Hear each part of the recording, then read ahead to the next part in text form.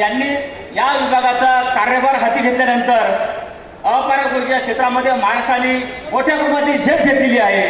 उदाहरणार्थ महाऊर्जामार्फत 1,84,000 पंप लागलेले आहेत, त्यातले जवळपास 84,000 पंप फक्त मराठवाड्यामध्ये लागले आहेत, या 8 जिल्ह्यामध्ये लागलेले आहेत।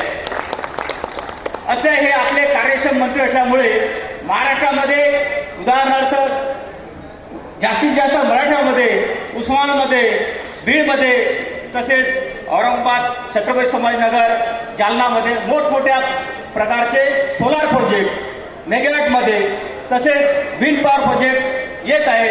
आपलं टार्गेट विंड पॉवर प्रोजेक्ट जे आहे ते ऑलरेडी संपलेलं आहे आणि पुढचं आपण जास्तीत जास्त टार्गेट घेण्यासाठी शासनाकडे प्रस्तावित केलं आहे। आणि असेच सावे सरांनी आपल्याला कार्यशक्तीने मदत केल्यास आपण महाराष्ट्र अपारक ऊर्जा क्षेत्रामध्ये 1 नंबर झाल्याशिवाय राहणार नाही, एवढे बोलतो मी आणि माझे 2 शब्द संपवतो।